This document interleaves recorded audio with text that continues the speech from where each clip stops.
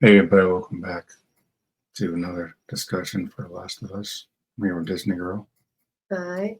So we're going to talk about the first episode, season 2. Mm-hmm. I've got it on playback right now on my PlayStation, so we're going to go by the episode. So the first mistake they made was where they introduced Abigail. They should have either had her introduced at the end of this episode or at the beginning with the hospital flashback. Because once you just like the game, you have no idea what her motivations. She's just talking about a bunch of random stuff in the scene, and we have no context. Well, This is where they made a mistake in the game. I think I mean, you see the tombstone, we don't see her father's name anywhere. no, so like they'll probably bring it back later. But I think it would have been cool if they did, like at the therapy scene, when she's like, "What did you do?" He's like, "I saved her." That would have been a cool, like if that was like towards the end of the episode, that would have been a cool cut to like that hospital scene for Abby, with the like I saved her. Like, what did you do? And then it just cuts to that, and then you see a different perspective of that. He's like, "I saved her," but the Abby's perspective is completely different. You know, I mean, I get it. They're trying to show this human aspect that, like, oh, these are all their friends and family that should died because of Joel. Other fireflies, but yeah, if you never play the game or whatever, it's just like I think you don't feel it as much as like the impact that we got with the game, with the original cutscene. Yeah, I think I would have focused more on Abigail in this episode, or jump back and forth. Mm-hmm. I like seeing them patrolling a little bit of a development between Ellie and Dina, because they have like their relationship almost makes no sense in the game. It already feels like they're together. They're really like good chemistry. Like the joking, and she like puns just like Riley. Yeah, Dina has more personality in the show. I'm not talking about the game, but yeah, I really like the actress who's playing Dina, because I saw her in Alien Romulus, and I knew like that dynamic in that movie too. I was like, oh, she'd be great as Dina, and she is Dina. Like I always said, that Owen had his own actual personality in the game, because he actually seemed to care. Whereas everybody else is just there to like watch her murder this guy. Again, they need to explain how in the world they found Joel in the first place. Because in the episode, they're just showing up and they're just going to the town. Unless that dervish is a spy, like I'm saying. There's no other explanation. She's watching him at the dance. She's watching his interaction with Ellie. I'm like, there's gotta be something going on there. I also want to know where he is. Scouting. I mean, in the game, Owen scouts ahead and sees that there's a town, and then goes back to tell Abby, and that's how we first meet her. And then she goes off by herself. But like here, it's like they all see the town already together. Or was it just her? No, it was all of them. Yeah, behind them is the hospital from the first game. No. I mean at the end when they're in the coats, looking at. I think all 4 or 5 of them. Yeah. Not that guy from the hospital. Just had like shaved the school. Not the guy from the school that Ellie stabbed in her neck. Oh my gosh! I was like, that was so cool. I was like, oh, is it a stalker? Oh man, I hate stalkers. Yeah, but that was so cool. And I'm like, that's interesting how they added this second bite for Ellie now, early. I already like the actress playing Abigail. Again, they should have started in a different spot with her. We need to know her motivations. Game failed with that in the worst way. They didn't get it till 4 hours in the game. Yeah. Like, I hope they delve into their backstory a bit too, because you can tell like the dynamics of her and Owen, like when they do flashbacks, and it's just like how the rift caused between them, because she's over here like, yeah, slowly. We find him, we kill him slowly. And Owen's just like, okay. You know, like Owen is pretty chill. Like he just like he's upset, but like Abby's on another level. Yeah, that's where we're wrong. Came to. Yeah. How old is he, man? Like he looks so much older compared to her. You know, the one with the nose piercing is Nora. Yes, Nora. Can't wait to Ellie kill her. Why? I always look forward to killing her in the game. Why? I like Nora. Yeah. It's not her fault. Again, if they make it more likable, it would be more interesting in the show. But in the game, she's the one that knocks Tommy out. What? Oh, okay. Well, I don't like Man either. He spit on Joel. No, it's the Falcon dude. Yeah.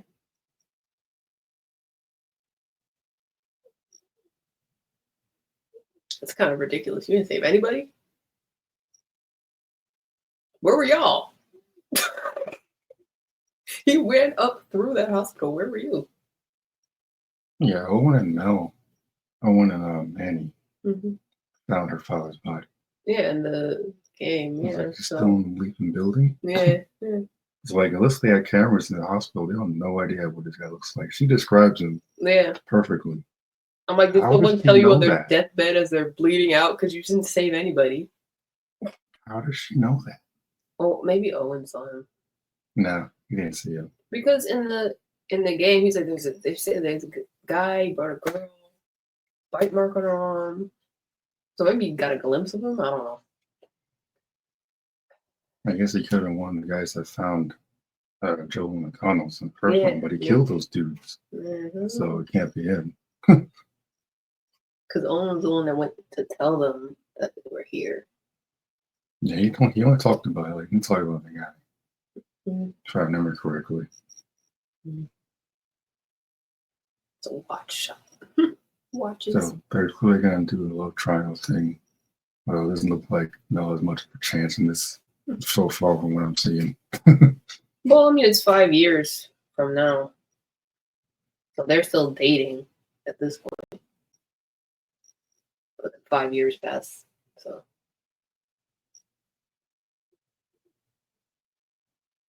Yeah, I'm not saying I had to be 100% like the game, but I would have started with Abigail first in this version. It would never worked in the game if they did whatever first. You know, it makes more sense chronologically because she's the one that, well, I think we need to see her perspective a little more than Ellie's. It's interesting to see what the vibe they're trying to go for, because in the game they're like literally trying to get you on this revenge anger trip the first 4 hours of the game and then flip it on you. So or here it's interesting because they're flipping back and forth a bit more.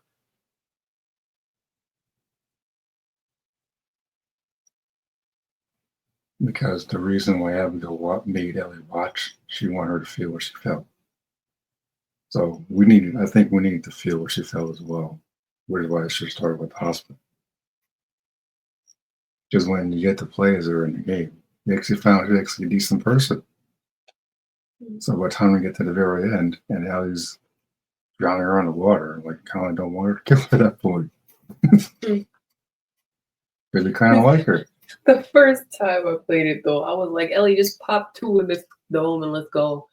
I'm like, see, she's kneeling here. There's no name on that. No, it just puts the Firefly tag. Those are huge, by the way. I thought they were much smaller. When she brings it out, I'm like, geez, that's like, look at the tag. It's like so big. I'm like, what are you writing? A manifesto on the back of that? Why is it so big? This is the name of the tag. Yeah, but it's so big. All right.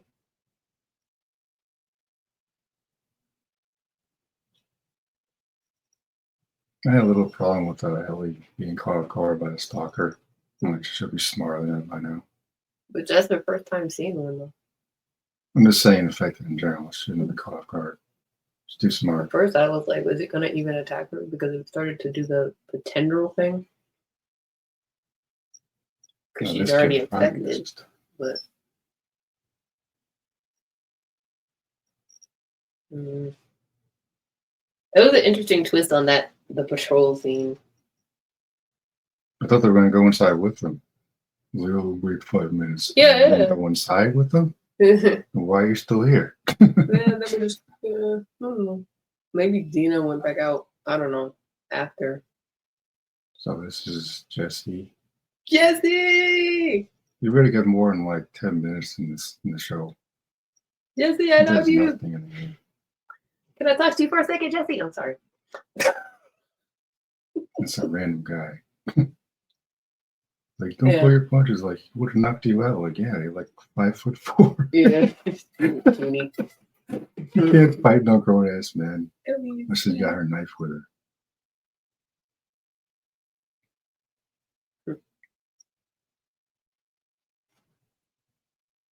What's with the pipe? It's got the tendrils in there. Yeah, I'm like, And is they're that gonna a have? whole bunch of infected flooding the city? I'm like, is that like in the first season where they talked about like they can feel the tremors or something in the? Yeah, some guy found it in the pipe and did nothing about it. Yeah. Well, that's gonna be a problem. I like this. It was cute. Like he gets along with Dina really well. I figured it was until when he said best friend. Like, oh, must be Dina. Like, Dina. No, Dina. Not the same girl from the season 1. I was watching Ellie. No, Dina.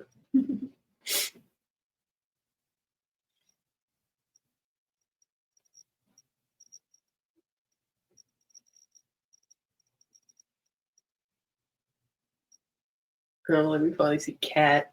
Cat was mentioned in the game. I'm like, oh, that's Cat. Okay. This Cat's basically in the journal in the game. Maybe this part is my favorite parts in the game. Sniping all the infected. Yeah. You want to give it a whirl? And then he's like, okay, give it back. I was like, no, I want to keep it. Tommy! I need to see more of you, Tommy. Yeah, hopefully Tommy gets a little more in the show. Mm-hmm. And that's his freaking brother. Man. He wakes up and his brother's gone. I kind of wanted to switch it around and have Ellie and Tommy go after Abby. And then have Dina behind. Maybe Dina goes with Jesse later. Switch it up. That would be nice.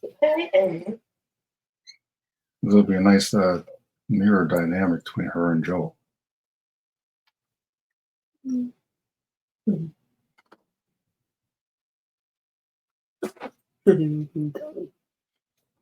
Poor Tommy. I'm sure Joel and Ellie. It's going to be more interesting now he has a kid. He's probably not going to be wanting to go as eagerly as he was in the game. That's true. And that's going to be even worse. Maria's probably going to kick the crap out of him if he leaves. Yeah, that's going to be even worse. Oh, man. Oh, man. Oh, yeah. She tried to threaten Joel in the game, but I didn't really buy it. But now it's no offense to Black Lady. It's going to be even. Let's just say if she takes her earrings off, Joel's cooked. It's like when that therapist talking about, oh, you murdered my husband. I'm like, oh, therapist might kill her instead. So you just pull out a pen from her pocket and stab him. I'm like, I'm just assuming he got bit or something, and that's why.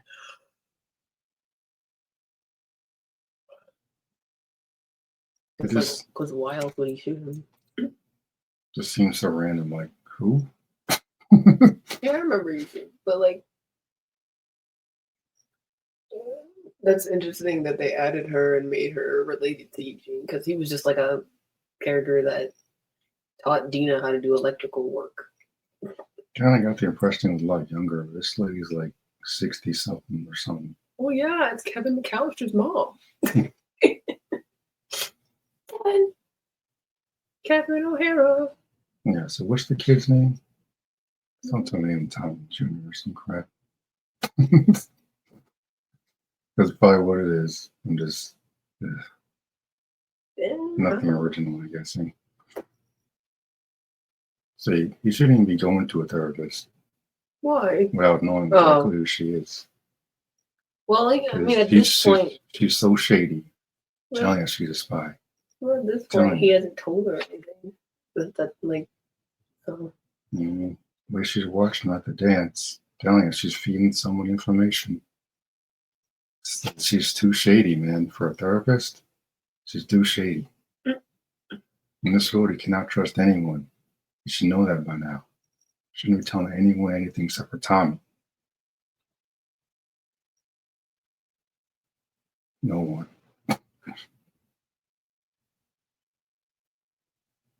This is exactly why he got duped in the game because he's too trusting. Tommy, Joe from the game would never go in that house. I feel like they're trying to plant these seeds in there. Like when he was like, "You gotta look after your own first before you help anybody else," and then Maria was like, "Well, you were a refugee too," and I feel like that's gonna lead into him like, "Oh, we should help," when he would normally not. I'm telling you, if they have Abigail infiltrate the city, that'll be so much a better storyline in the game already. As a refugee. Yeah. They put their weapons away, yeah. They can pretend they're being on the run from the infected and go into the city and pretend that they're part Or of she'll it. like join a patrol. Yeah. Mm. So That would be we can corner a patrol and lure them out. And they can do that actually in the show. I like this bit when she's in the her room, just like in the game, and she take her knife from its spot. I'm like, yay, just like me. And she has her Savage Starlight posters on the wall. Yeah, why have 5 people out there just consent to people and not going after? Oh, Dina. Just say, hey, just say. How old is Dina, man? She looks like she's 15. Like, you know, you're only 4 years older than us, right, Jesse? I'm like, she say so. Mm-hmm. Actually, Is it shimmer? Shimmer! Mike Bell looks like the youngest one there. Yeah. How old is Dawn? Only in her 20s. I'm not judging, I'm just saying, like, yeah, they got 5 people going on patrol now. Only 2 going inside the building were affected. Bella is 21. And 5'1". Yeah, that's why I said she's like 5 foot. Oh my goodness. She's gonna need to use that knife a lot.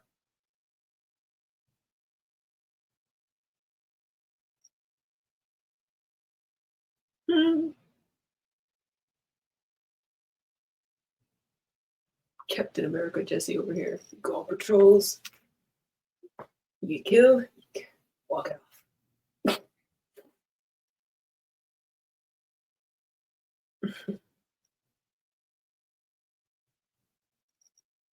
I was hoping we get the Dina scene where Dina was like, shh, and then shot the clicker in the head. But that's all right. Man, she fell too far. Yeah. I keep forgetting there's no gas mask in the show. Yeah. Interesting how that's going to play out. Yeah, again, it wouldn't make any sense anyway. But, yeah. And the little dog on the employee of the month good thing. boy for the safe. Yeah. It's a different dog in the game, but it's fine. Yeah. The bottle throwing. I'm like, yeah. Yeah, This is crazy. I should have split this up between her and I'm like, careful with your arms, or the thing still has teeth. I mean, it doesn't matter for her, but still. I see a clicker, I'm shooting it from a safe distance. I'm not standing. Yeah, shoot the legs. I'm not getting close to that mouth because if you don't have a knife or a shiv, it's over for you if you get near a clicker.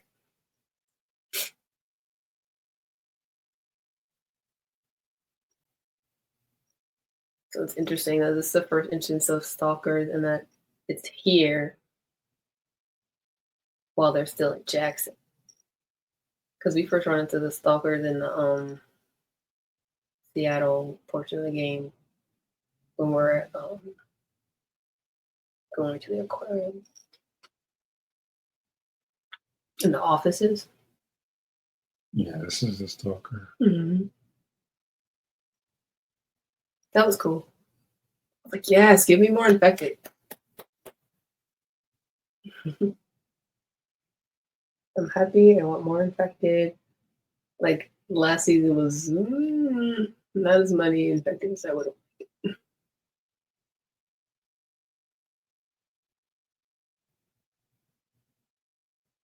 I definitely want to see more from the creative people with the bows.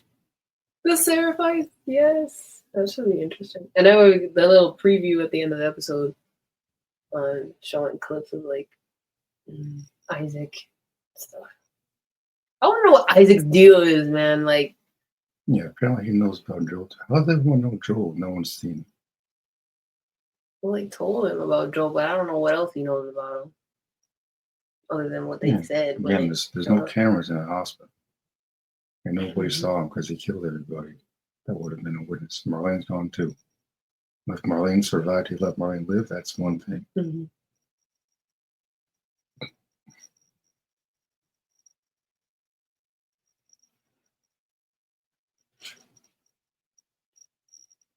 Ellie, you gotta stop getting bitten in shopping centers.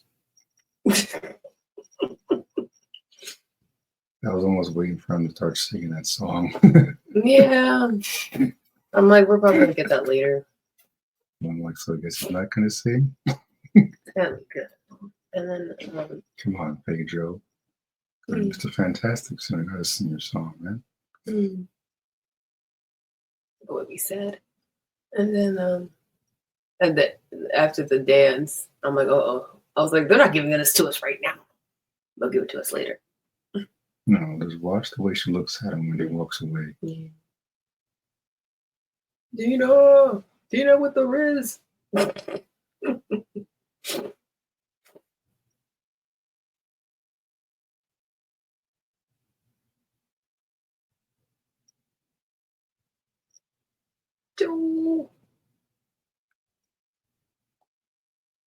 No, Ellie, be nice.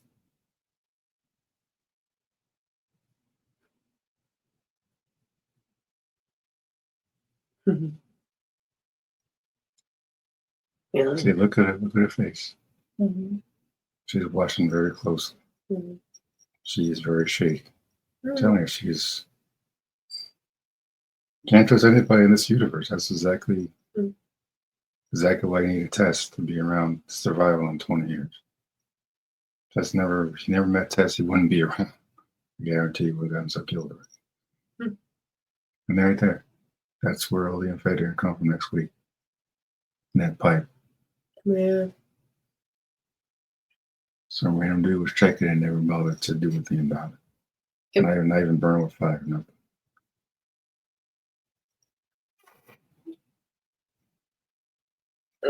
I was so like, give me the progress bar. I'm like, okay, how much time do we have left? I'm like, okay, there's not enough time.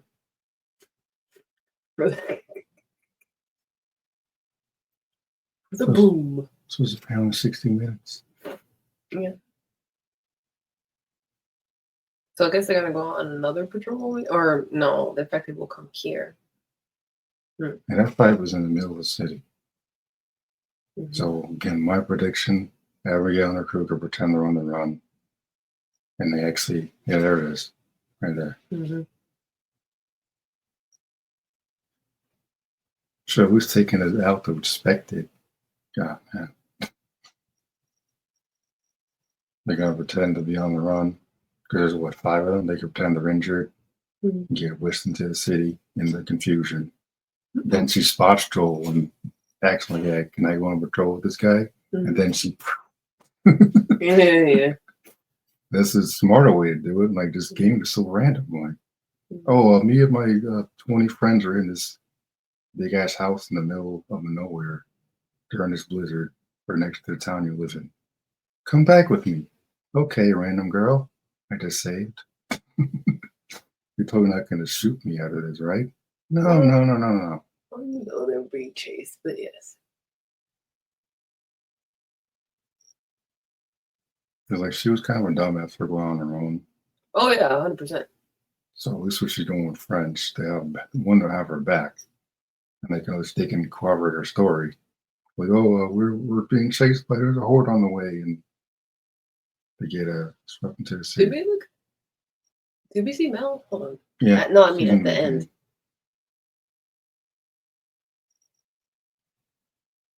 Like, is she visibly pregnant or not? Well, I don't think she would be visibly pregnant here. They mostly focus on Abigail. They're saying earlier.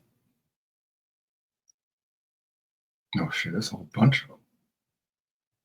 Oh, it should be 5.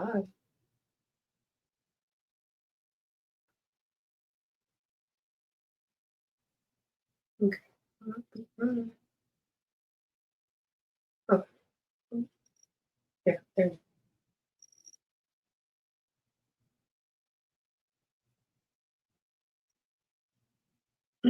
Stupid.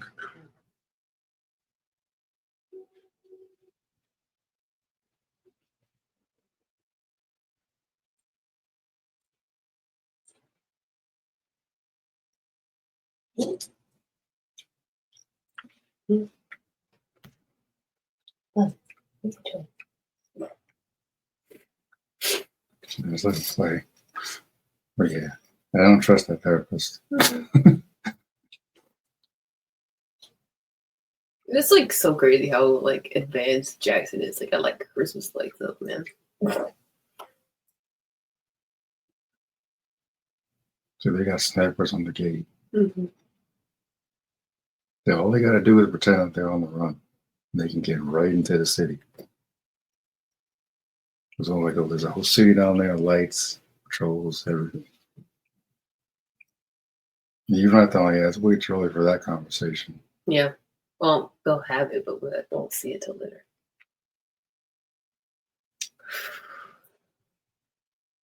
Oh, don't make me cry. I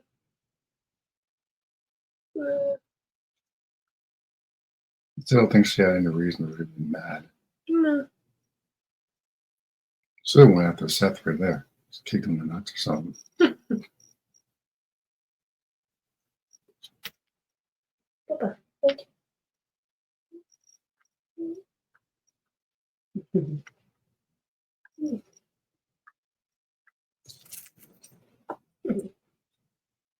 Yeah, there we go.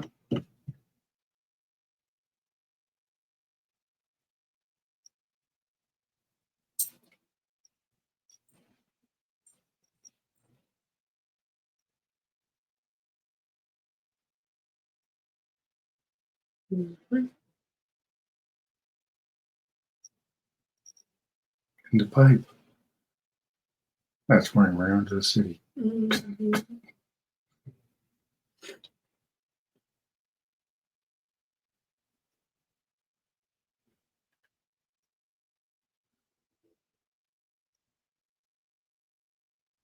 You see how many you can count.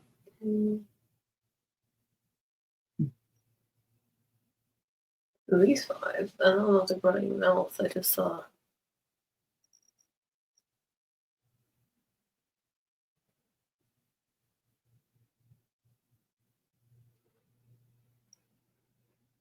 Owen. See, they mostly focus on her. Mm-hmm. So I can't even tell. Looks like a lot more than 5. Yeah, sorry. I think I was thinking about this preview that they show after the credits. Looks like a lot more than 5. It's a preview after the credits, and then there's behind the scenes about the episode. Yeah, I thought they would start a little differently, honestly. Well, this was their chance to really explain where Abigail came from and what her motivations are, because just having her talk about it just doesn't do anything for me. Well, I mean, I think it's fine for people who haven't seen it, and it's just like a base introduction. So you basically get, okay, he killed some of her people. All right, now she's coming after him. Okay, basic information. No, but like they said again, where's their base? Saravina or something? It's a military base. Mm-hmm. Should have introduced. They should have started with her talking to Isaac, like, hey, maybe Isaac's a military, has military past or something. Yeah. And he worked, maybe he did smuggling work with Joel in the past. He has an idea where he might be. Start with that. That's how you open your new season. like build up to it. Should be more build up. So you get it's on TV, you can do that. Mhm. It's like this is supposed to be 60 minutes. Mhm.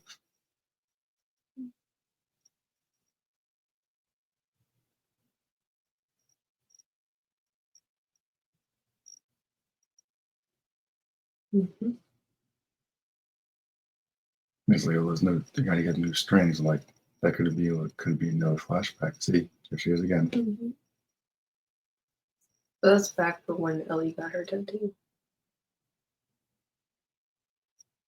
See, there's Nora with no hair. That was the crazy people. We all a little crazy. Especially Isaac, man. Isaac a little too much.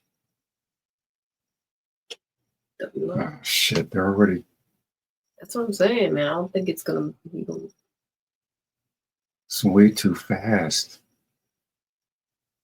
It's way too fast. Let's split this into 2 seasons for Christ's sake. Yeah. It's way too fast. Yeah. Maybe they're just Oh God. showing you. What is the freaking point? What is they could have just made us the movie? Like people tuning in, we're just watching the previews for next week. It really looks like they're gonna action next freaking week. Wow. He was gone within 10 minutes of the damn game. You see him in the opening, you don't see him again until he says that. Man, he's gone.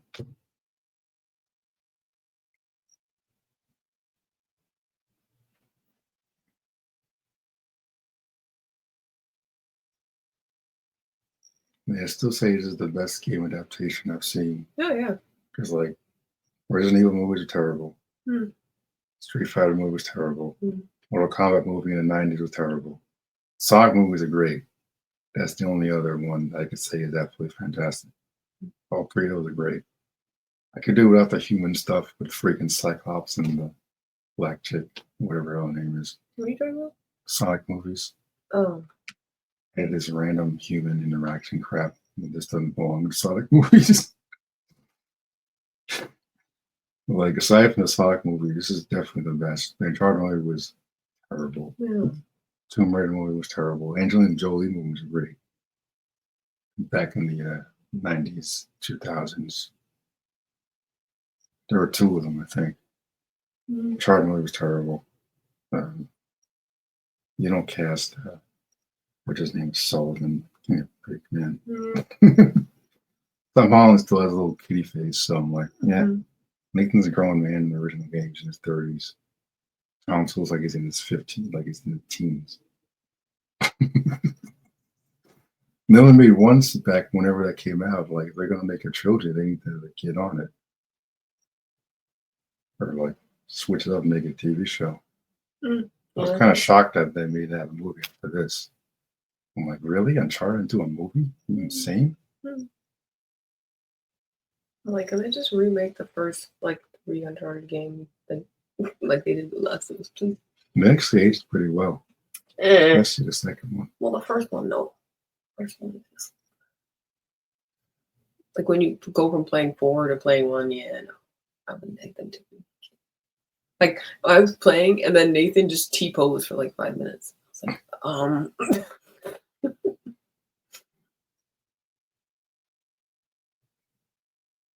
No, this was great. Yeah. This is direct shot from the game. It was great.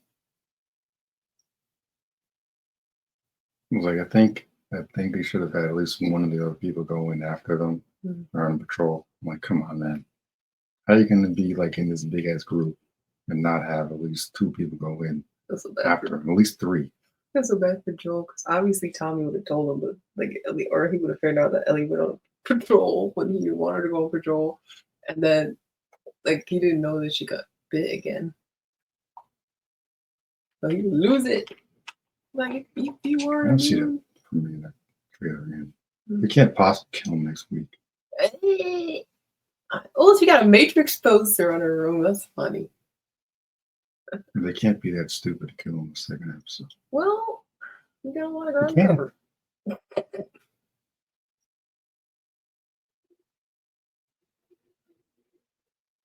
Kind of knew it was likely,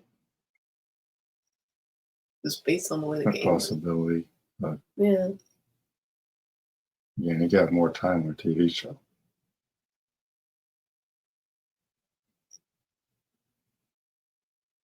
There's a shady therapist again. I don't trust her. I think that was a flashback, so it's probably before she was pissed off at him. Yeah, I guess they're going to show him traveling to the city. Trucks look awesome. Isaac! I love it's the same guy. The Watcher. Isaac need to chill. He'd be torturing people too much. How about another freaking dinosaur? Ah. That's probably my favorite part of the game. It's so fun.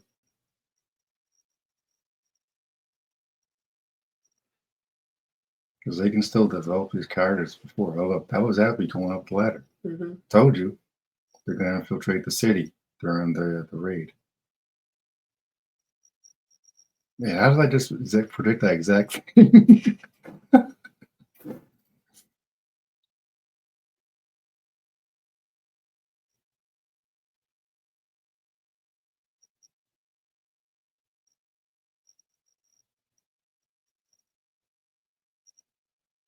The subway. The subway tunnel.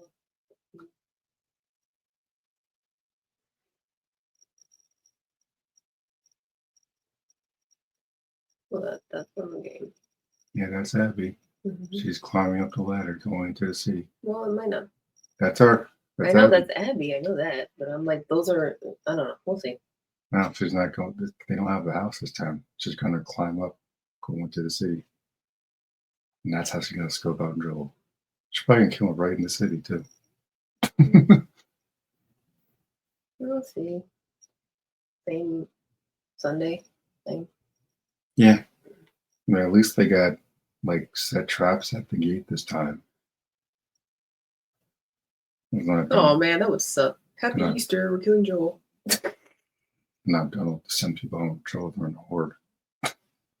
No, Joel won't tell me to come back yet. Well, why the hell didn't you just send them by themselves? Like Maria in the game was an idiot. How does she run this town and sending 2 people by themselves I think it during was the like middle of a blizzard? a regular patrol. I don't know, but something. But the infected.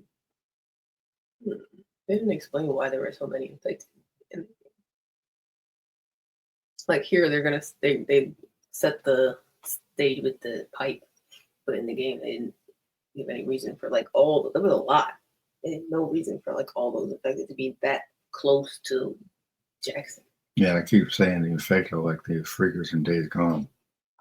The freakers have massive hordes, and they're all hiding in caves during the day. They come out at night, and they're just walking around together.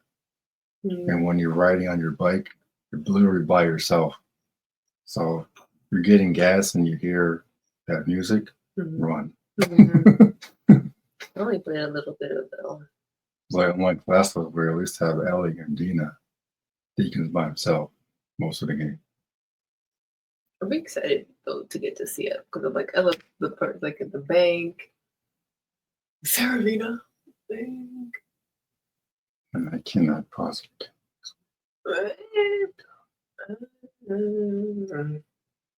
That's what I think, but I would hope not. But I think so. I mean, it's a preview for the whole season, but it was like, as soon as I saw the double left, I'm like, oh shit. I feel like you'll do it, and then we'll get flashbacks. So They can still, that's what I'm saying. They're just they're just rushing it. They can still have Joel and Ellie go on patrols together throughout the season to build it up. And that's what we were robbed of in the game. We got none of it. Yeah. I miss my Ellie. My Ellie.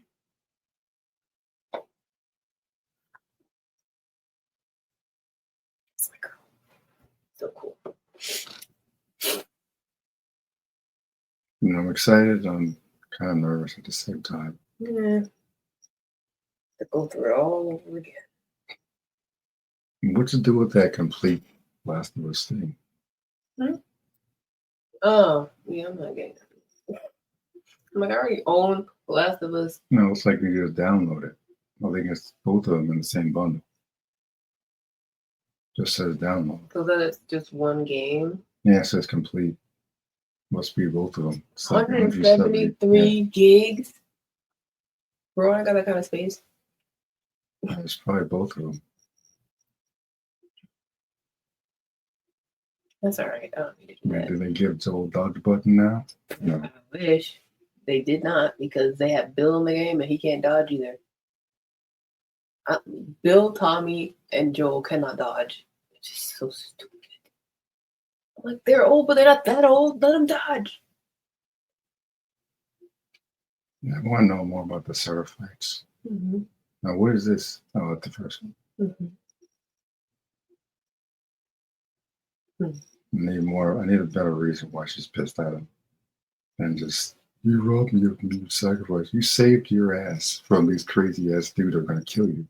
Well, This dumbass doctor, like, we're gonna dive into her brain. Like, no, take a blood sample, you idiot. she's got like, so much guilt. Because I'm like, she and Riley both got bitten. Riley died and she didn't. And she's like, well, you keep finding something to fight for. Like, huh? Did she kill Riley? Because that was never clear. Yes.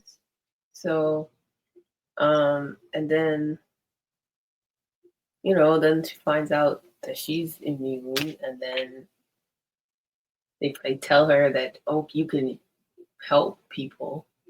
That gives her some kind of like, oh, okay, maybe this is why I lived and they died.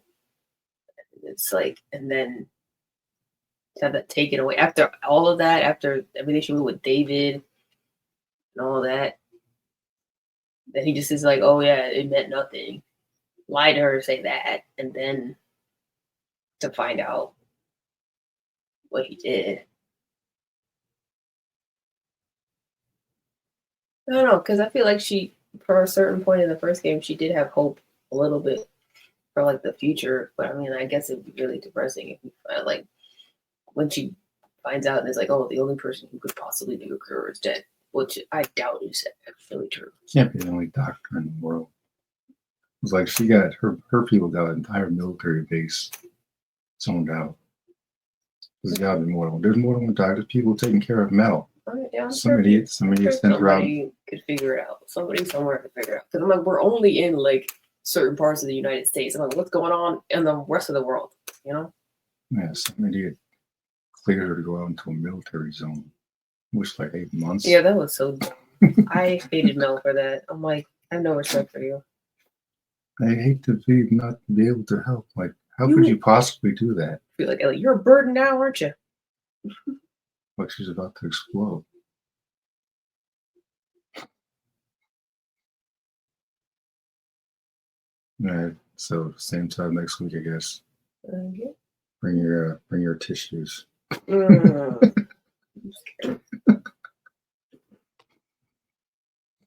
feel like the hope I felt when I first played the game because I saw leaks ahead of time. I think Dale told me the leaks, and I was like, oh no, probably not true, bro. Yeah, I always ignore the leaks. I would rather play it for myself. Because then people are like, oh my god, the leaks. Well, no, you spoiled it by clicking on the leaks, you moron. It's not on the developers. People like, oh, it's a failure. Like, no, it's not. Why is it being adapted on TV?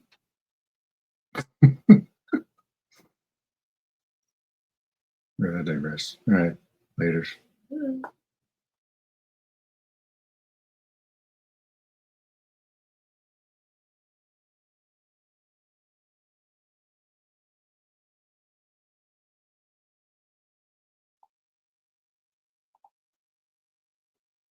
So, yeah. That was an interesting discussion, but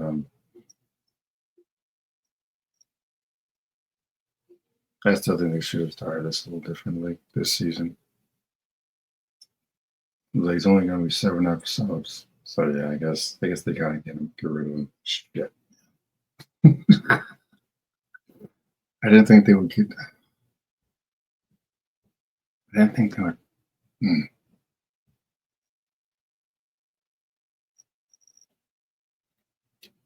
Because like I keep saying, like with TV, you got so much more time to dive into character histories and develop people and stuff. But yeah, Joel's probably gonna be gone by the beginning or middle of the next episode, unless they drag it out a little bit. Got 7 episodes, they could have Saturday 1 and 2 and 3 start with Ellie at the towards the end of the season. I mean, as long as they start shooting next season,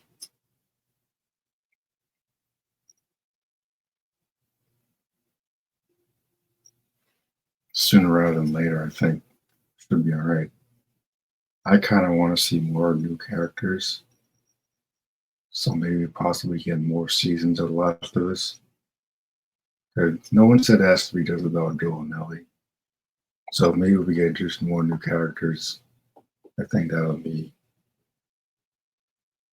that could be interesting to see how that plays out.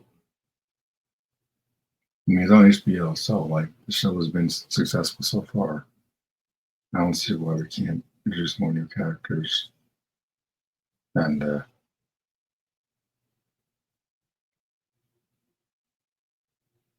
yeah, he's a goner. Next week he's gone. He's a goner.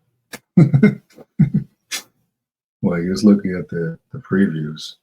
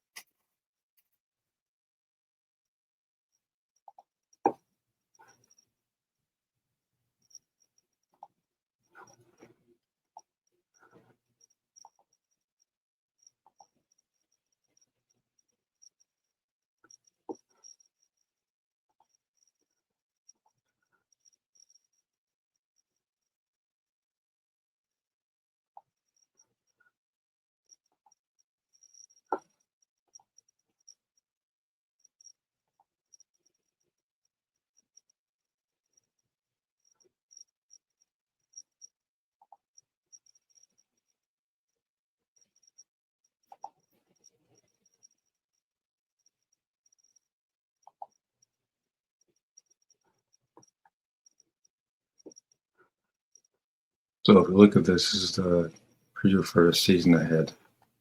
And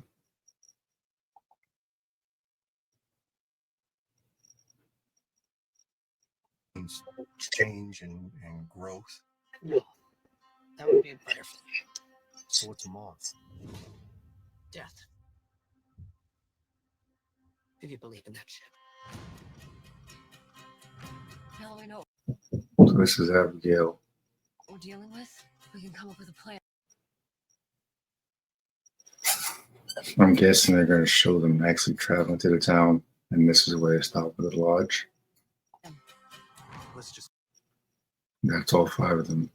do what we came to do. We have automatic weapons. You lunatics have bows and arrows and superstition. So tell me, how are we going to lose? Get on the ground! No! Every day, one of your wolves comes to see the truth. I'll go back if you want, and I'll keep going if you want. So what do you want to do?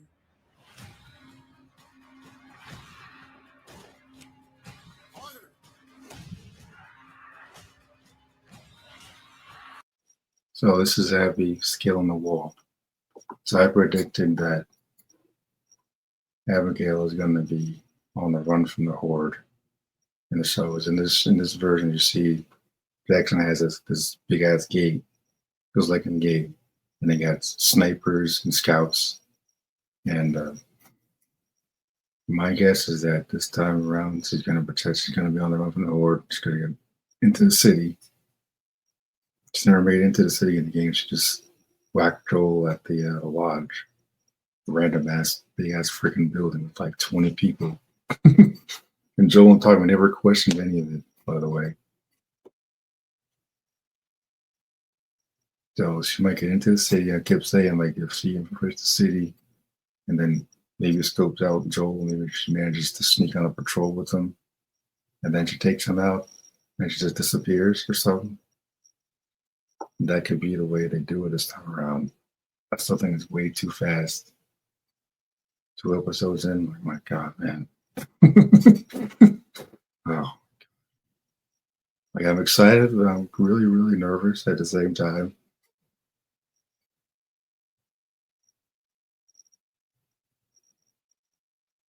It's like, I like Bella Ramsey as Ellie. I don't think she can carry the show yet. So I'm just like hoping to push it as far back as they can. Maybe do an episode 5 or something.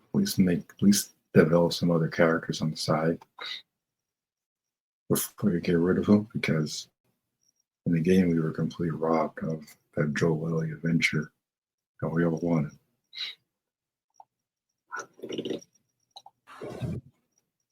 So this is the Horde. It's like in the game when Joel and Tommy rescued Abigail. Only this time they'll run towards the lodge to go into the city because of that branch in that pipe. Some random guy found nothing about it. Now they're all going to pay the price, because I guarantee they're going to come because of the step on the branch and someone infected thing. Like, the infected in this show are like the freakers from Days Gone. Because in Days Gone, they got these massive hordes in Days Gone universe. And they hide out in the caves during the day and they come out at night. And like, so when you're riding on your bike as Deacon, and you hear that music, you know they're on the way. They'll chase you for a long ass time too. I always lead the freakers to the bandit camps, then watch as they take them out. But at least they got traps and stuff set up this time around, because like Maria in the game is a freaking idiot. Like the way she trying to organize patrol. Like, I wish I could send more people with you, Ellie. Then why can't you? Like, yeah, that's.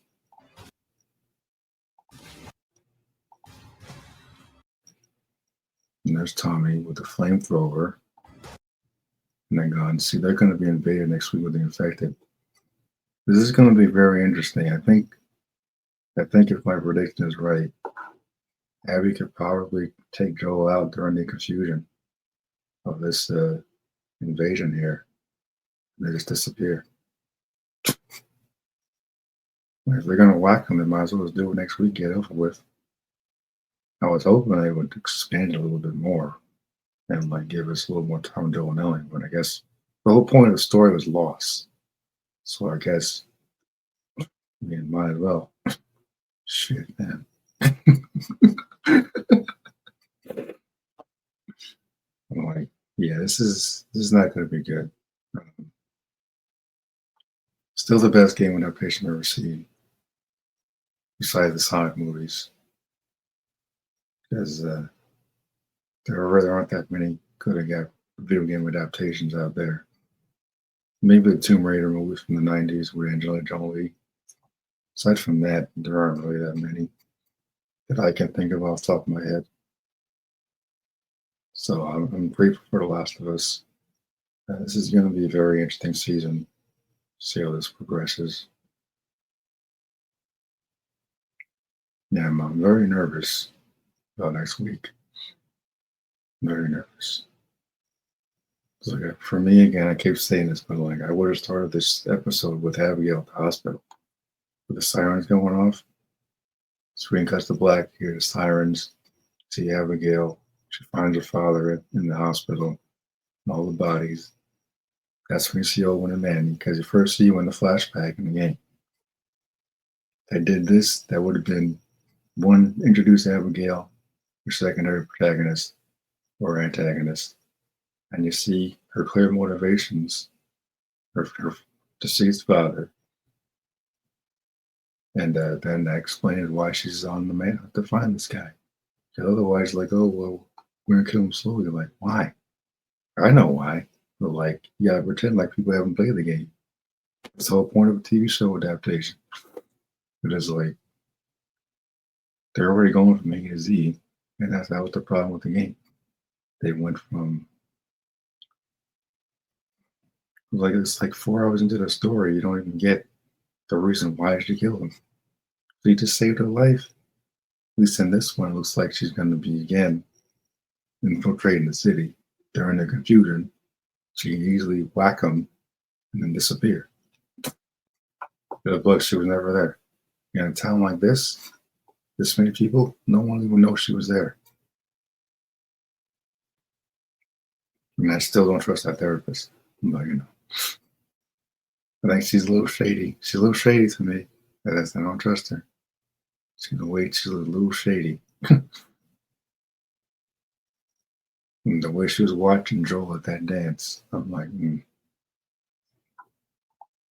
So that's Tommy, and he's got a flamethrower and a pistol protected around the city. Yeah, this is not going to be good. So in this version, for Thomas, who was distracted with the infected, running patrols with other people, Joel's caught off guard. Abigail could lure him away or something and then take him out. Still now she'll recognize him because nobody saw his face at that hospital. So again, none of that makes any sense. Nobody saw his face. No one. Not her dopey father, not Marlene is gone. If you spirit Marlene, that's one thing. Well, Marlene's gone. Marlene is gone. So yeah, it doesn't make any sense. Like I kept saying, like, you need to make this make sense in the show. There's no excuse why they can't do it. Instead of 7 episodes, should have been at least 9 or 10, because you clearly need it.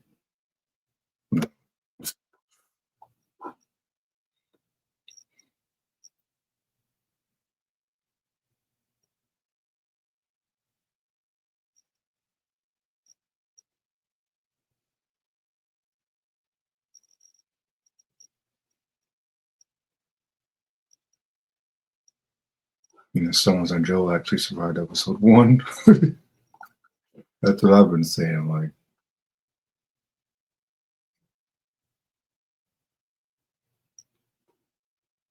see, someone saying, what I've been saying, my main complaint with part 2 is that we didn't get that time with Joel.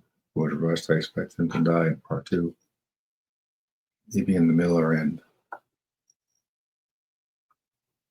Yeah, it didn't feel built up in a sense. Exactly. There's no build up. In the TV show, you have more time to do that. And they still chose to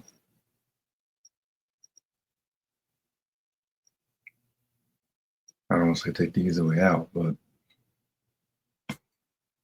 let's get out the golf clubs, everybody.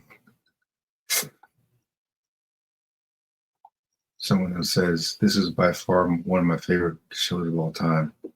Someone never played the game. I must say the show is amazing. I like it even more than Stranger Things. I've never seen that show.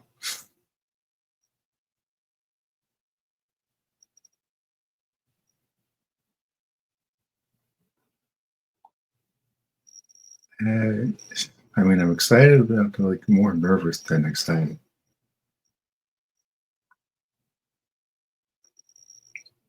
Yeah, it says someone says Joel's death is not the problem here. It's the humiliation they gave to the character. Yeah. So they could clean that up a little bit in the show if they do it smarter. By just having Abigail kill him in the confusion of this clear invasion here. Because they got incompetent idiots inspecting branches that look suspicious and not doing anything about it. And that thing is running underneath the entire city. So, yeah. Jackson, come in. Jackson. Oh my god, they got a bloater coming in too. That's a freaking bloater. Holy shit.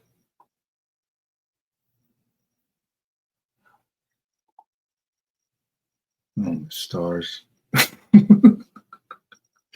This better be like an hour and change next week because this episode was supposed to be 60 minutes. Didn't feel like it at all. Did a good job. It was a great episode. I'm just like, man, I just feel like they're rushing a little too much with this.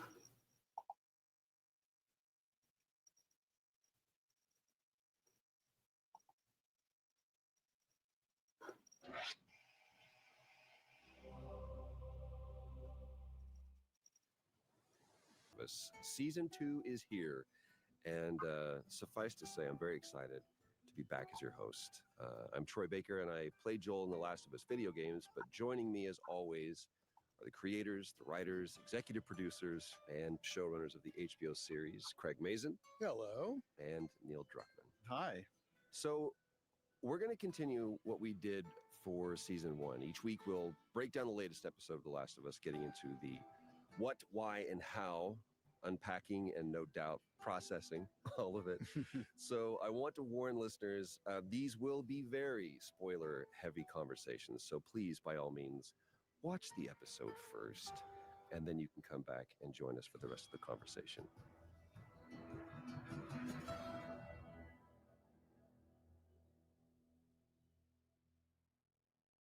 So season 1 came out now over 2 years ago. Now you go into season 2 and you have the burden of that success on here. Yeah. How do you meet that challenge? Well, I mean, I will say season 1, I'm just going to be fully transparent. I don't do well with a lot of attention. I think the rough thing for me is that if something fails, I feel really, really bad. And if something succeeds the way the first season did, I just feel really, really scared. I don't know why.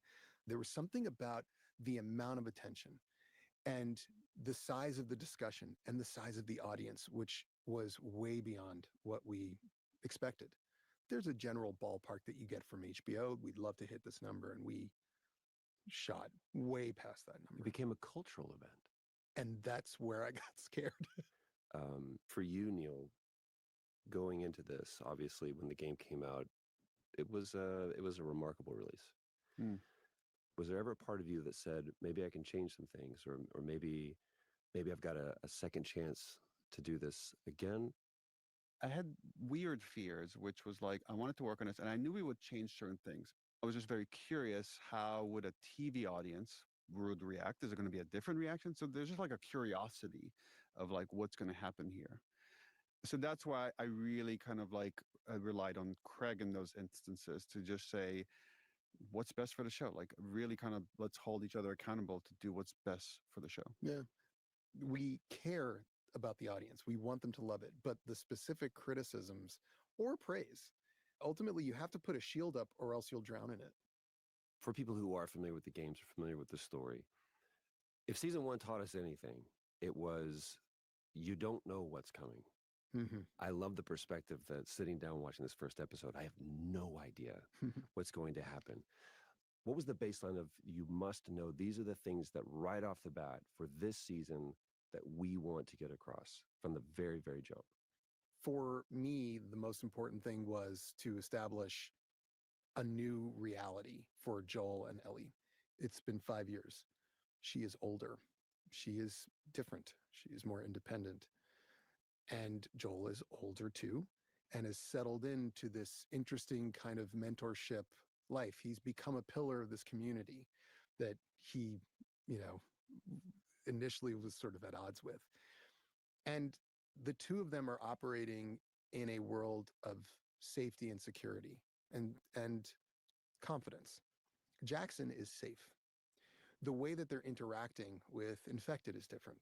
They feel more like hunters now than victims or people who are quarry. So that, and introducing the new realities for Tommy and Maria and their child, who was in Maria's belly in season 1, and here he is running around as a 5-year-old. and meeting new people that are incredibly important to the story, Dina and Jesse. And of course, there is that moment with this absolutely new character named Abby and all the people she's with. All those things are important to get across here because, as anybody that watches The Last of Us knows, whatever reality and whatever certainty we create, we're probably going to kick it around a bit before you know it. All right, let's get into episode 1 of season 2, which you, Craig, wrote and directed, titled Future Days. Future Days is the song by Pearl Jam that in the game, Joel plays for Ellie. And we should say that some astute observers may have an issue with it. Yeah. So let's just go ahead and rip the scab off on what I think is going to be a lot of commentary. Future Days, that song didn't exist in 2003 when the world ended. And Neil and I had, a solid conversation and arrived at the following conclusion. We didn't give a shit because it is an important song to the story.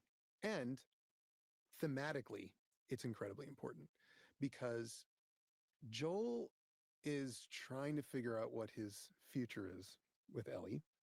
And Ellie is trying to figure out what her future is as herself, not as someone's kid. And where they're heading into the future, which we accelerate them into 5 years later, they have arrived at Future Days. It is, in fact, the past that is the anchor that is still holding them back. Swear to me that everything you said about the Fireflies is true.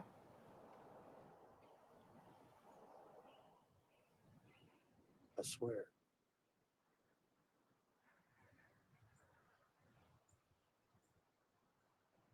Okay. Let's talk about why you chose to end season 1 the way you did and why we're starting at this point. When we finished season 1, one of our livelier debates was, what is the final shot? Yeah. Do we end it just like the game, when Ellie says, okay, and we cut to black? Or do we go to this wider shot where we see them walk off towards Jackson? And we actually even see Joel's reaction to that okay, which didn't happen in the game. We were kind of batting this back and forth. And, our process is always very open. Just because something was done in the game and it was successful in the game doesn't mean it's the best choice for the show, best choice for these characters. So we will try multiple edits. Our philosophy, too, when we shoot stuff, we try a lot of different things, get a lot of coverage, because we don't quite know our work when we're in the editing room. So we just want to have as many of those pieces as possible to play with. And ultimately, the conclusion we came to is there was something ending about the unresolved note when Ellie says, okay, that worked best for season 1 in the same way that it worked for the game. But now we had this footage. We could literally pick it up right from then and there and see Joel's reaction and kind of feel this tension because, again, that conversation is so important for everything that's about to come. It felt appropriate to start there. And the bait on the hook for me was Joel's reaction, which was new because we never got to see it in the game. And when she says okay like that, what is he supposed to take from that? And I think it's a fantastic choice that Pedro makes there, which is, I'm pretty sure that's bad. I'm going to choose to take it at face value anyway, because that's what's best for me. And it's fantastic. But I think, Neil's absolutely right. Just that finality of ending with Ellie's okay, especially the way Bella delivered that is just incredible. But then we had a chance to come back and remind people of this moment, the key moment that generates everything from this point forward. And then to give them that little bit more to see what Joel chooses to do there. And you can already see in that choice the problem. The problem is he's going to pretend for as long as he can that she doesn't know, no matter what he gets back from her. So let's talk about Abby for a little bit. He'll help me find him. Yes. I'll help you find him. And I'll help you kill him. Who is this character? And what can we expect from her in this season? Well, the character is pretty much who the character is in the game. She is, as we find out, a Firefly. She lives in Salt Lake City. We know that because we see the giraffes. They're burying people. And we don't know who this one cross is that she walks over to and drapes a firefly pendant over, but it's clearly somebody that mattered deeply to her. We know from this scene that she has a different relationship with Owen than with the others. We know that she is angry and she doesn't care about circumstances. She doesn't want to hear what you can't do or why you can't do it. She is already fixated on one thing, no matter what. She wants to kill Joel for what he's done. And we know what he's done. We saw it. And you can feel from the very beginning that even the person that she's closest with here, Owen, they're not like her. They've all been through this, but there's something different about her. She is operating in a place that is much more intense than them. Abby was a very crucial character to introduce in the game. And obviously, Neil, you were very diligent in how you wanted to introduce that character, how she was being presented in the story. What was that conversation like between you going, hey, here's what we did, here's what we found worked, but we have an opportunity to explore something else? The fact that Abby is a firefly is something we withheld in the game for a very, very long time, and it comes in much later in the story. But here, we just decided to reveal it very early and to just lean into it and show who she is, because, again, it wasn't a huge surprise. So those are the kinds of conversations we're having about where should certain things go, and then where should certain things be expanded? What else can we learn about these characters? Is there any opportunities to dig deeper and find out more of who they are, what makes them tick? Abby and how we introduce her and the context we put her in this season, right off the bat. It's the first new scene, really, that we see after Joel and Ellie walk towards Jackson, is something that we talked about a lot. And part of it was the way she's introduced in the game is through you playing her. And that experience is why the way I think you guys structured the information release worked so well, because you are somebody and it's a mystery, but who am I? Why am I here? What do I want? And why do I want it? But you're occupying her. We don't do that on the show. And so it felt like, okay, maybe the information delivery system should be different here because we don't have that opportunity to be a person. When you're playing as the character, you have this immediate empathy towards them. Like, you don't have to have as much quote unquote writing or drama or show as much relationships. That is more of like the fuel for how the game moves forward. We don't have that. So then we have to rely on other things. Yeah, that's a great point. Let's talk about Caitlin Deaver. What drew you to Caitlin as the choice for Abby? Caitlin was involved in the world of The Last of Us going back many years when it was going to be a movie. Ended up not happening, but she was in the running to play Ellie. And then, when we made the show in season 1, she kind of aged out of that role, so it wasn't really a consideration. But then when we thought about the season and her name came up and we started discussing it, Caitlin is so talented, and I had the privilege of working with her a little bit on Uncharted 4 video game. It was very easy to just close your eyes and see her as this character and see that, because this character, going back to what Craig was saying earlier, just has this drive, this passion, this intensity, this intense pursuit of justice, and has to be like extremely vulnerable at the same time and have all these other facets that we haven't even seen yet. It didn't take much imagination to view her in that role. Not to draw too much of a comparison, but Abby is quite different in the game physically. She's tall, large, imposing. She works out, you could say. When we see her, she's not that. So let's talk about that decision. Well, we didn't feel like we were obliged to fully represent the same body shape that Abby has. There is a power that Abby gives you in the game as you're playing her. And as Neil said something that was so interesting to me as a game designer that I didn't really think about much as a player, I just experienced it, just that when you're playing somebody and you then shift over and play somebody else, they need to have different methods of different physicality. different physicality, different ways to attack, different ways. You have to. So when you're Joel, you feel one way. When you're Ellie, you feel different, and you play differently. You're more scared because you're smaller and you don't quite have the Joelness about you. And it was smart to make Abby different in that play style than say Ellie. But again, we don't have gameplay. So to me, the key was to find a certain ferocity and a relentlessness. And I think you'll see some of that as the season goes on and certainly as we go forward with the show. Let's talk about where we find Ellie. Yeah. Boom, motherfucker. First of all, okay means stop. Sorry, I was in the moment. Second, you can't boom motherfucker people who land the first hit on you. Square in the face, by the way. Well, I can obviously take a punch, so who cares? Fucking hard, by the way. I pulled it. You pulled it? Yeah, he pulled it. Why? Because I told him to. Why?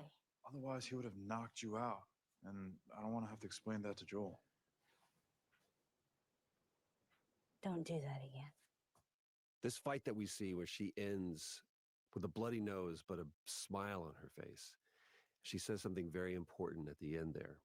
The look on Ellie's face, where all that kind of fun, I'm one of these, guys doing this stuff, just gone. I'm not Joel's girl.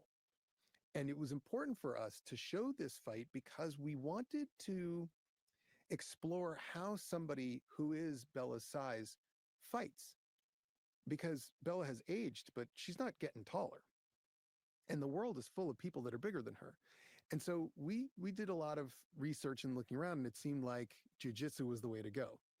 And I watched videos of small people taking down big people, and it's kind of incredible. And they do it the way she did it there. And that's what they're training her to do. And I think it's amazing, the idea that Ellie is like, I know my size. Teach me how to do violence to people that are bigger than me, because I want to be effective in this world on my own. I don't want somebody coming to save me every time. I want to be able to take these people down.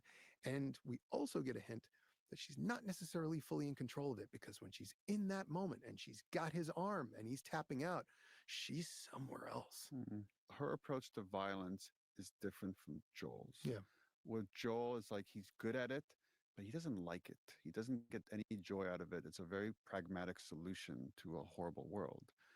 There's a thrill that Ellie has, and she seeks it. It's why she wants to go on patrols. It's why she could have a different job at Jackson, but she's purposefully going after putting herself in situations where she will have to use violence. Like, it's almost like there's something that's missing from her life if she doesn't have it. It's fascinating to see how Ellie finds her purpose in fighting. That's where she feels effective. That's where she feels like she's her own person. And I think a lot of this is about separation. And when you separate from the adult that has taken care of you and raised you, you want to figure out how you're an adult. And adults are effective at things. Ellie is not like Joel. Joel builds. Ellie doesn't build stuff. She doesn't do construction.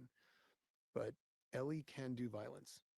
And she does it right here. And then in the next scene we see her, she's blowing the head off a clicker, as Tommy teaches her.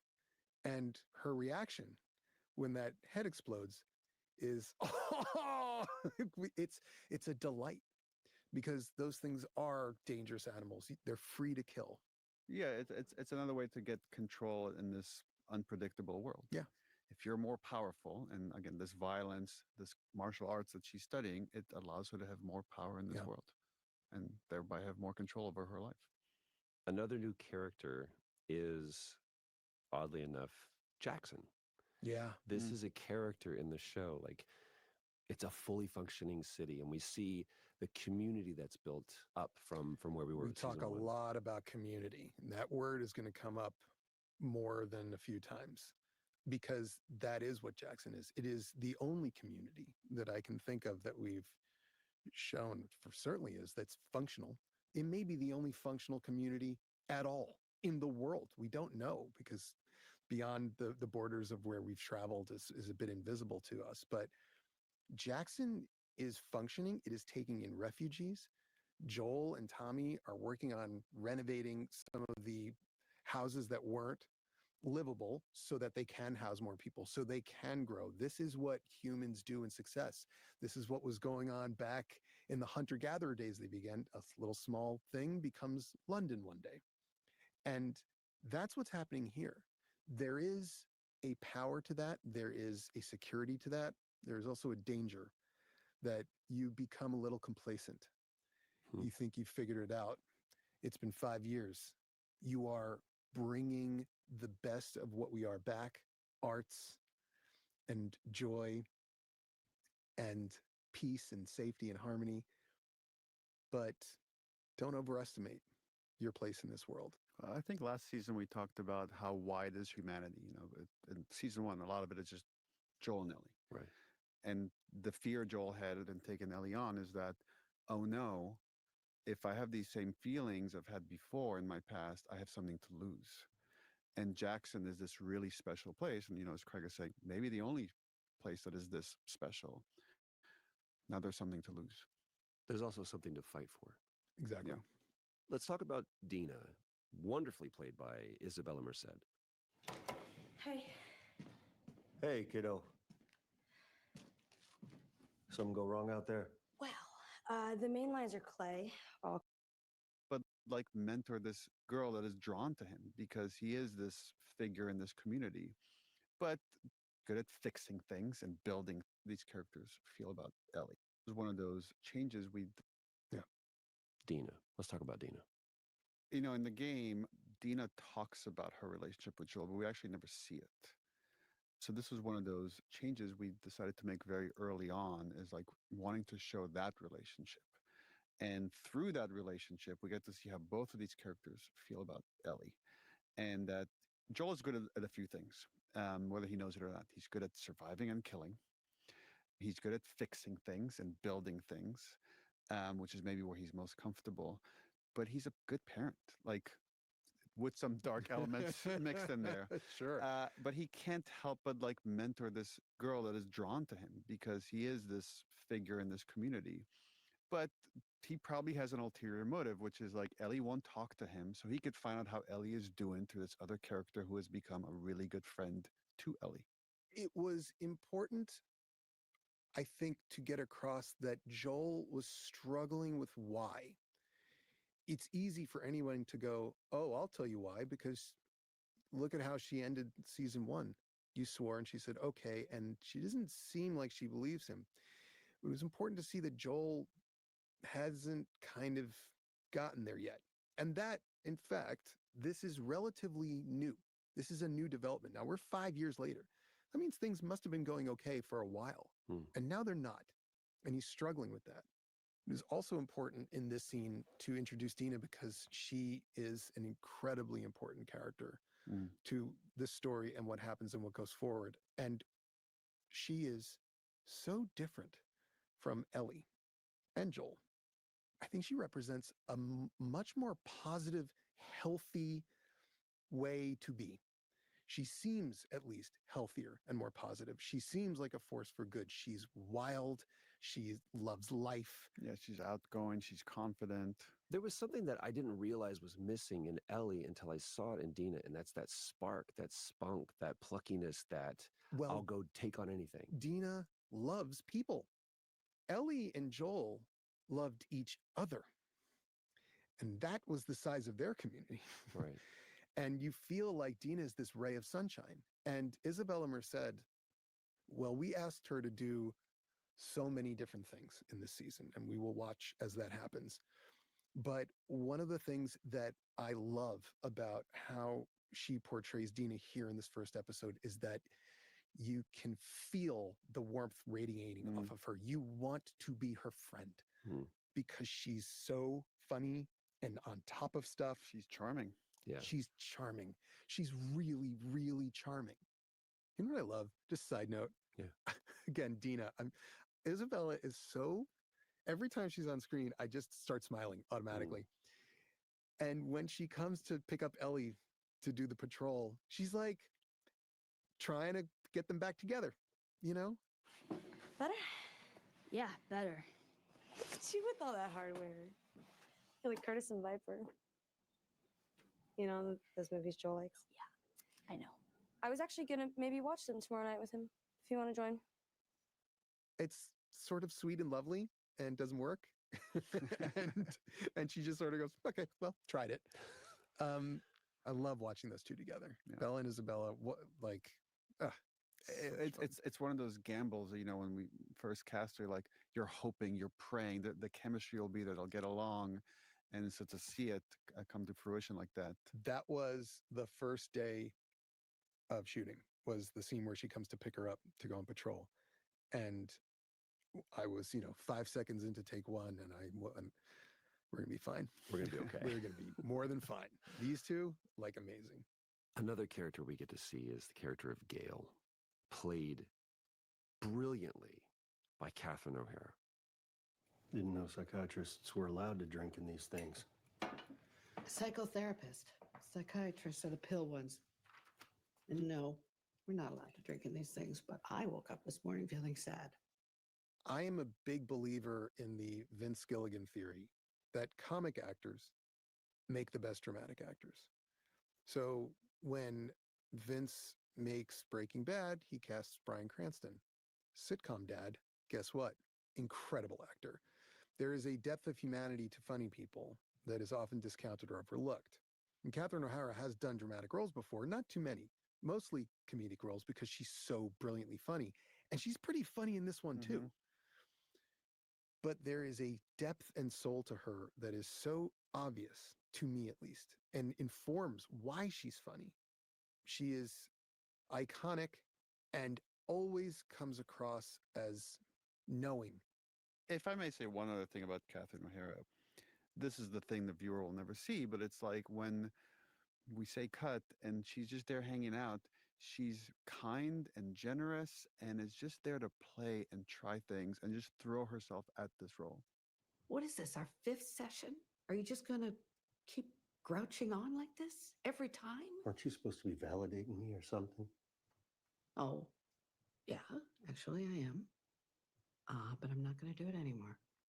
This was a scene that actually has its roots in season 1.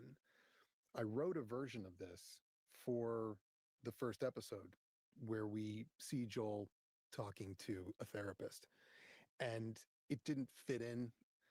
It also felt a little bit off track from getting to Ellie. It was just delaying getting to Ellie, which was really important to us. But it was good, actually. It was a good thing that we didn't do it in season 1 because there's more subtext now to discuss. And I love characters that lie. I think that is one of the basic human actions. We don't give it enough credit because we do it all the time. The idea of lying or obscuring or holding back or concealing, even in a session with a therapist, a job that would be extraordinarily useful in a barter system in the post-apocalypse where everyone has suffered, everyone has been traumatized. And Gail is not just a therapist. She's good. She's really smart. And she's also brave because she's doing something in the scene that is scary, in part because she needs to, because she herself has been traumatized, and in part because she needs to demonstrate by example. Say the thing you're afraid to say. I can help you. Say it out loud, no matter what it is, no matter how bad. I promise I will help.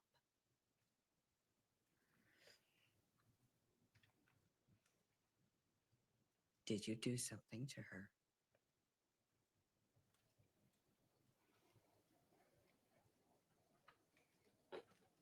Did you hurt her?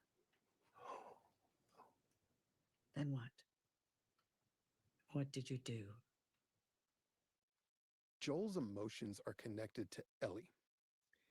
What he is struggling with is the fact that she's pulling away from him, and he doesn't, or at least he claims to not know why. And we can see this. I mean, part of this episode is a little bit of a mystery. What is going on with the two of them? Right. Exactly. Because it's bad. And he's struggling with it. He's asking Dina, he's asking his therapist. What he's terrified of is that the rift is because she knows or has figured out what he did But when you see him stand up and say, I saved her, what's clear is he has no regrets about what he did. There's a one very tenuous moment where Gail has to ask the question that any therapist, or really the burning question is, did you hurt her? Right.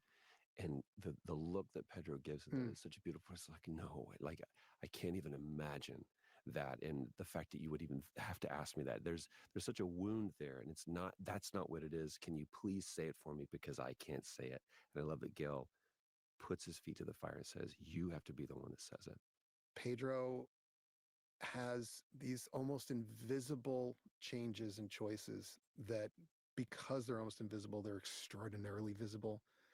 The way he goes from guilt to resolution in a moment, the way he goes from I'm trapped and I'm like a little child who has to face up to what I've done to I am indomitable and I'm leaving, is remarkable. And sometimes when I'm directing and I have a situation like that, where I've just got two great actors facing off it's like an action scene as far as I'm concerned. Emotional action scene. An emotional action scene, I always say it's like driving a Ferrari. I mean, I come in there and I mostly just clarify some subtext things that might, not popped out. And then I get the hell out of the way. Yeah, and I think the thread you're starting to see here between like Abby and her reaction to Joel, Ellie and her reaction to Joel, and Gail and her reaction to Joel, is that there are certain actions that have consequences, and we're starting to feel the ripple effects of those actions. Just come to see if you were going to that thing tonight. Be good to show your face. I don't know. Yeah, maybe. I don't know. You been playing much? Enough, yeah.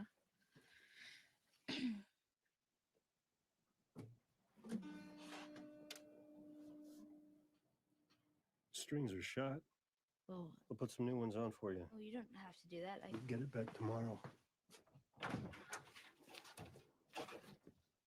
Things have happened between Joel and Ellie walking down the mountain towards Jackson at the end of season 1 and where we are now.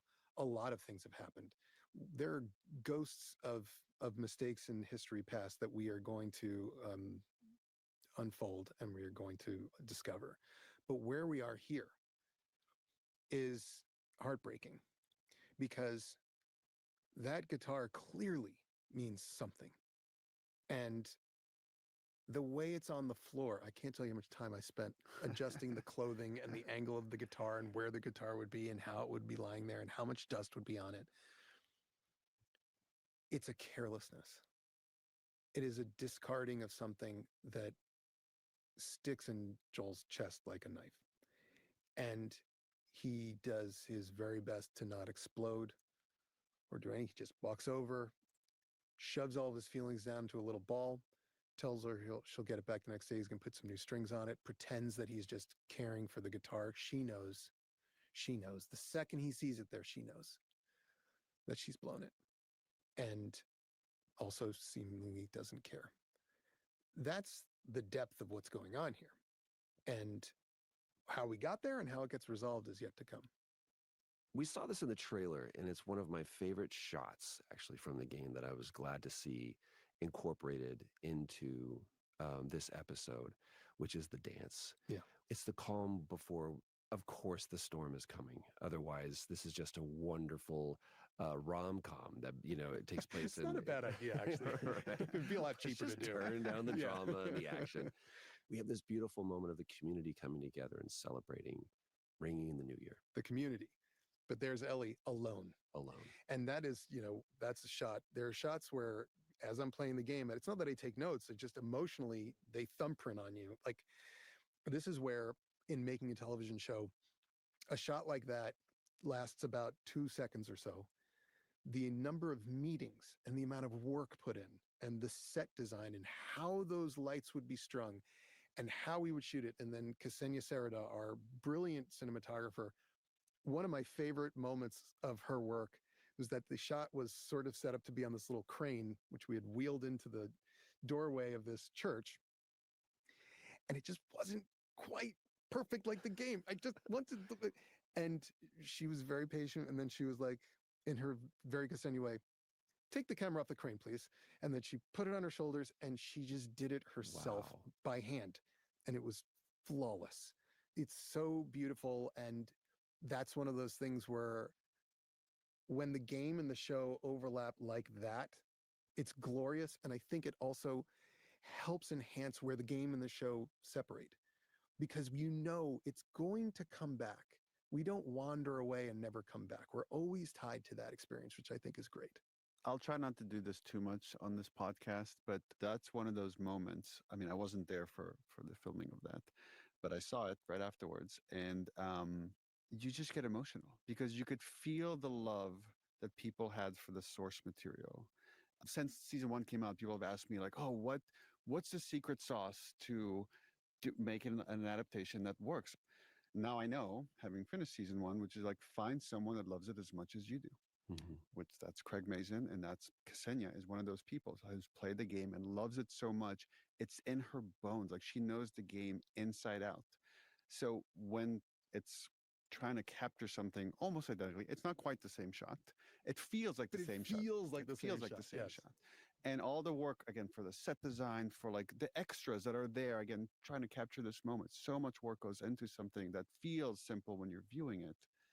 I feel something that the rest of Naughty Dog, the studio that made the game, feels, which is like a respect and love for the source material that can only come if you really cared about and appreciated it. Our love extends beyond the visual here. We're also listening to music that is being played by a band named Crooked Still, which is the music that plays in the game. One other fun note here, when we made the game, I wanted there to be a band. But, when you make a game, every character you make, you have to model them. You have to model them from scratch. So it's actually really expensive to add new characters. And we're just running out of time. So we couldn't make a band playing this music. So we just had a record player that's playing on some speakers, some AV system. Here, we brought Crooked Still, are the ones playing there. And they're sitting there with Gustavo Santolaya, our composer. Who's playing along with them as part of the band. Brittany and the Jug Boys is their name in the show. I think it's a fantastic name. But it was wonderful to work with them. And it just made the whole thing just so much, truer. We talk about how much love is being put on display, not only with the source material and the writing, even the camera shot. And this seeming love between Ellie and Dina. And now we get to see how some people in the community feel about that. Seth. Good old Seth. I'll say this. We're going to get a little deeper into Seth. Seth had a moment in the game that was important.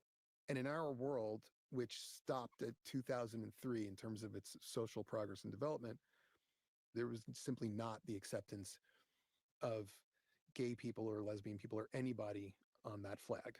And Seth comes from that world, clearly. We'll find out who he was and where he came from.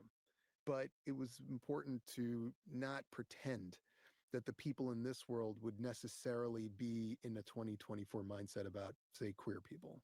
Not only that, but I think it's important to point out that even within this small community, there is still dissent.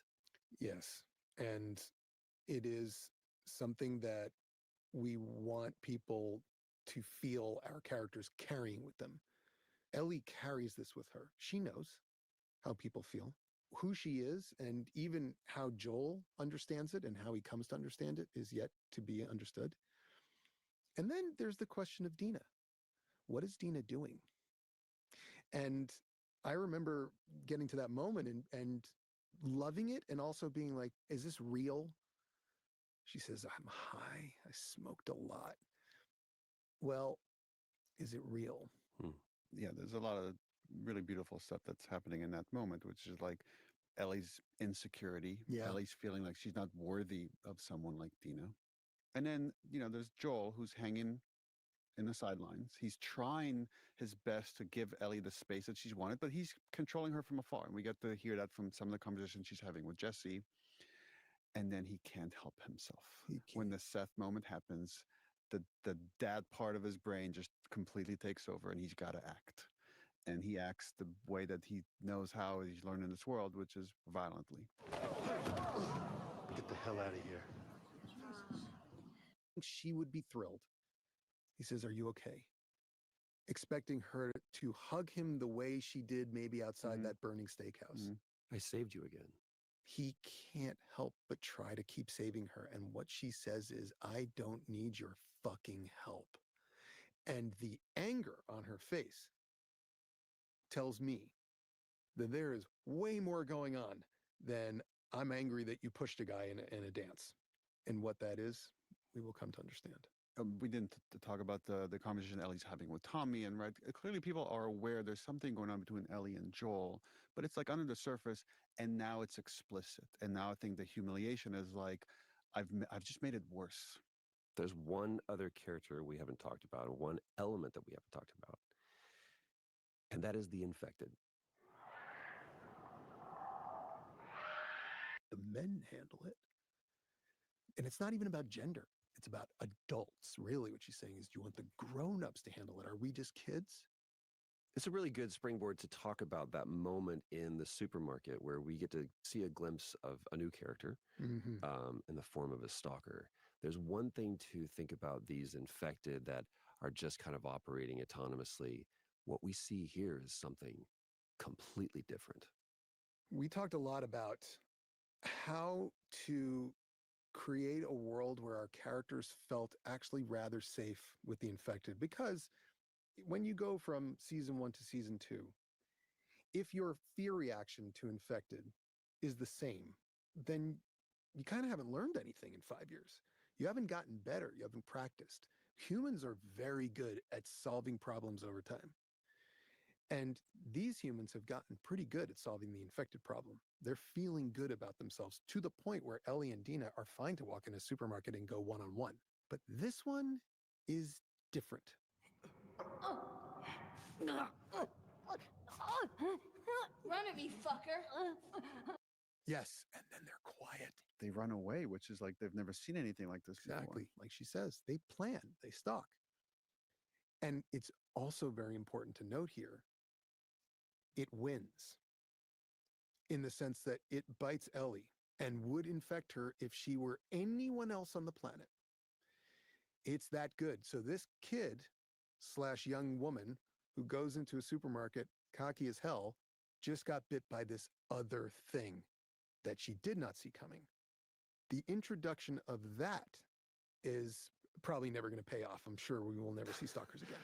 Something that gives us an indication that we're not going to be okay is the fibrous network in all of the pipes that is underlying everything underneath Jackson.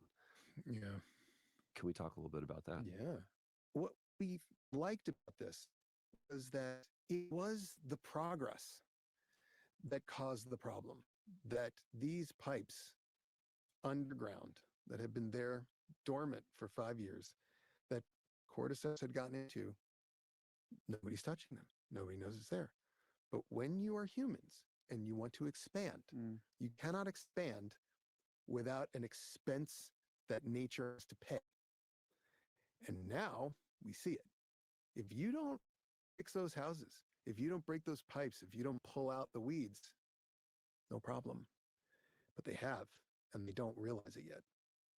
And Actions have consequences. Actions have consequences.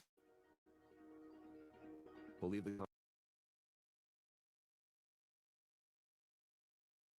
conversation there for now. Thank you as always for joining me, Craig, and also Neil. And most importantly, you, our listener, for joining us this week. This has been the official podcast for the HBO original series, The Last of Us.